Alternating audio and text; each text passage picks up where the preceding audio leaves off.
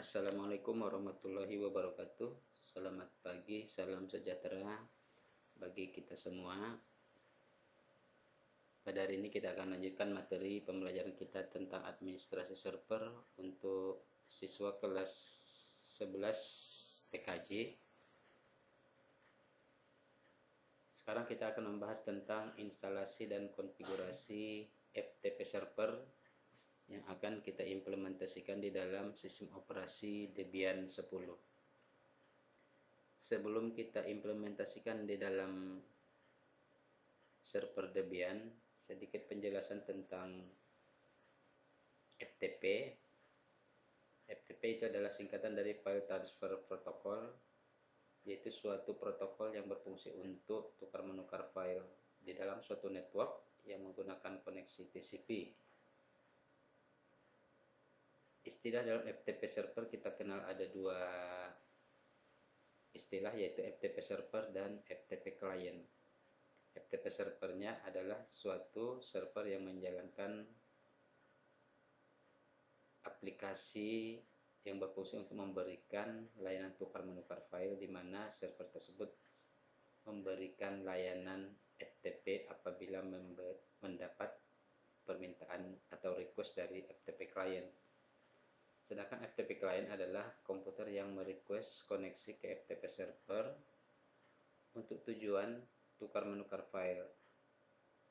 Setelah terhubung dengan FTP server, maka klien dapat mendownload, mengupload, merename, mendelete, dan sebagainya sesuai dengan hak atau permission yang diberikan oleh FTP server kepada FTP client. Tujuan dari FTP server itu adalah untuk sharing data, menyediakan indirect atau implicit remote komputer, untuk menyediakan tempat penyimpanan bagi user, lalu untuk menyediakan transfer data yang reliable dan efisien. Mungkin itu secara singkat penjelasan tentang FTP server sebelum kita implementasikan di dalam server Debian 10. Baik, kita langsung ke pembahasan implementasinya, yaitu instalasi dan konfigurasi FTP server menggunakan sistem operasi Debian. Seperti biasa, kita implementasikan di dalam simulasi menggunakan VirtualBox. Pertama, buka aplikasi VirtualBox-nya.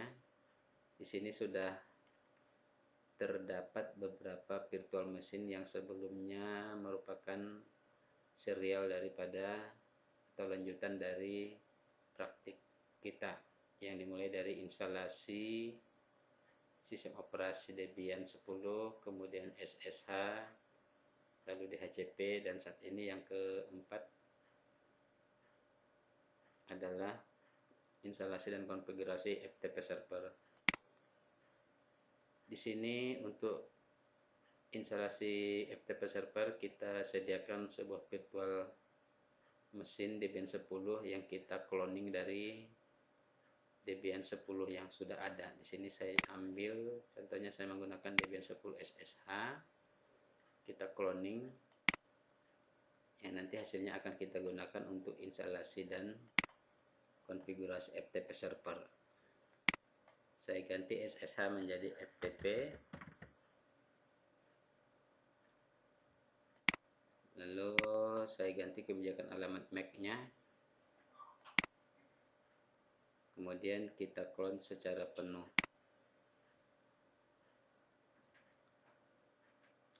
Kita tunggu proses cloning mesin sampai selesai. Ya, hasil cloning sudah ada, yaitu Debian 10 FTP. Dalam instalasi FTP ini kita bagi menjadi 4 bagian. Yang pertama adalah konfigurasi awal, lalu yang kedua adalah instalasi dan konfigurasi default untuk FTP server. Selanjutnya yang ketiga adalah konfigurasi FTP dengan metode authentication login, artinya user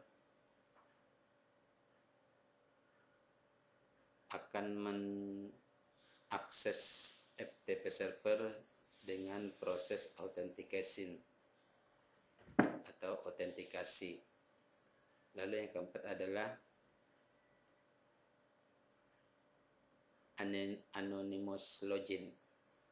Di sini dalam anonymous login nanti akan dibahas atau akan dikonfigurasi bagaimana server bisa diakses tanpa harus melakukan autentikasi atau login. Baik, kita mulai dari awal. Pertama kita akan melakukan konfigurasi awal. Konfigurasi awal pertama, server. Di sini kita menggunakan Debian 10 yang berada pada VirtualBox, sehingga server kita ini adalah server virtual machine. Kemudian kliennya adalah PC host ini sendiri, yaitu PC yang saya gunakan untuk kegiatan simulasi ini. Karena PC klien merupakan PC host, maka pada virtual machine kita lakukan pengaturan adapter untuk networknya, yaitu jaringan. Maka kita ganti menjadi adapter host karena kliennya adalah PC host. Pastikan di sini kabel sudah terchecklist, kabel tersambung, lalu kita okekan. Itu konfigurasi yang pertama. Selanjutnya kita nyalakan virtual machine Debian 10 dan nanti kita login harus sebagai super user root agar memiliki hak akses untuk melakukan instalasi dan konfigurasi pada server.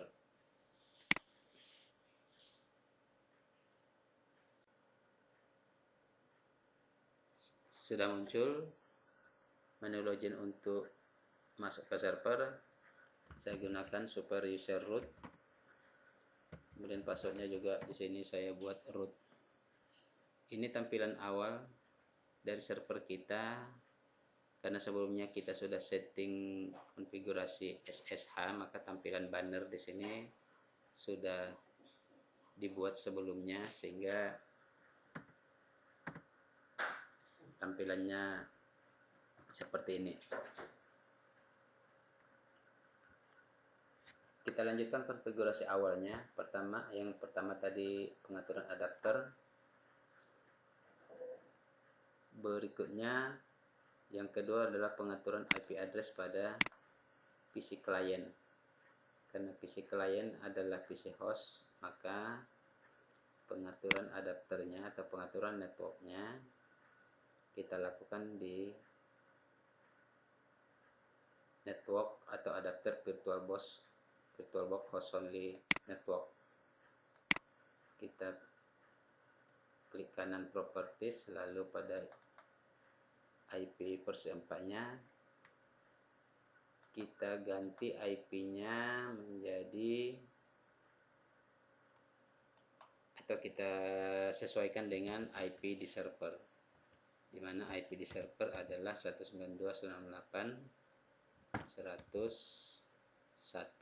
maka di klien saya buat 102. Kemudian default gateway-nya 192.168.101, yaitu alamat dari server itu sendiri. Anda boleh menggunakan alamat lain, misalnya menggunakan gateway di router, tidak menjadi masalah. Yang penting IP address dengan gateway atau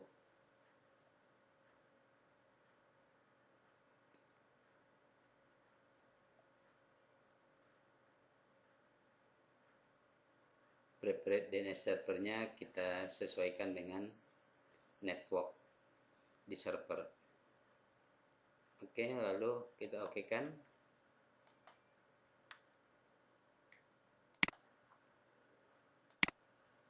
Nah, sampai di sini tahap ketiga untuk konfigurasi awal. Lalu kita cek IP address dengan nano etc network interface.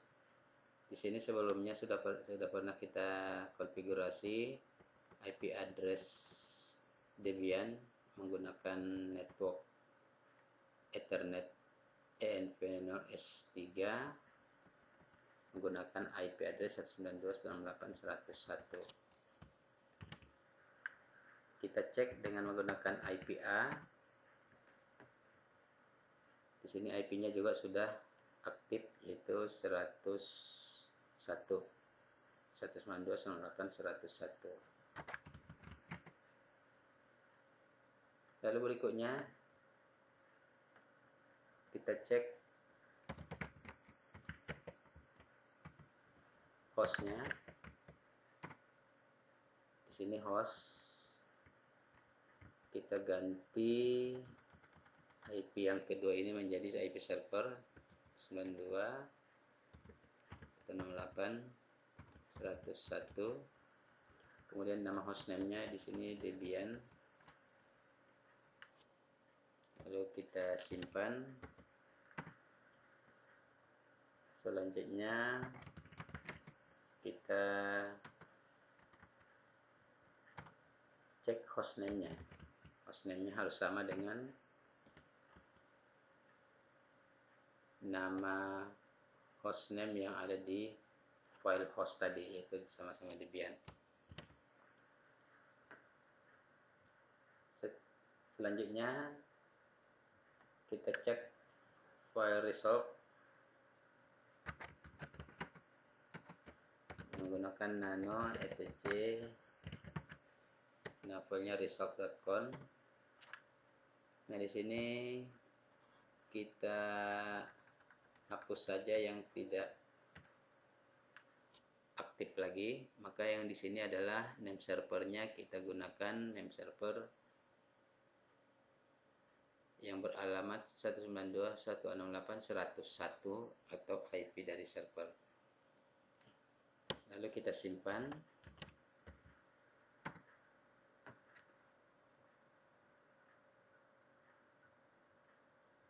Terakhir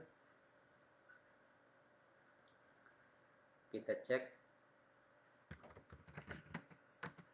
repository, karena kita nanti akan menginstal menggunakan repository yang ada di Debian, di DPD Debian, maka pastikan bahwa repository kita itu sudah memasukkan DPD 1 sampai 3 untuk Debian 10. Caranya dibuka aplikasi Nano, lalu letaknya di etc. Nama filenya adalah source list. Nah, di sini pastikan DPD 1 hingga DPD 3 sudah terekam di dalam file ini. Kemudian kita nonaktifkan repository melalui internet dengan memberikan tanda pagar. Lalu kita simpan, yes, enter. Nah, agar semua tadi konfigurasi yang kita buat itu aktif, maka sebaiknya server ini kita reboot.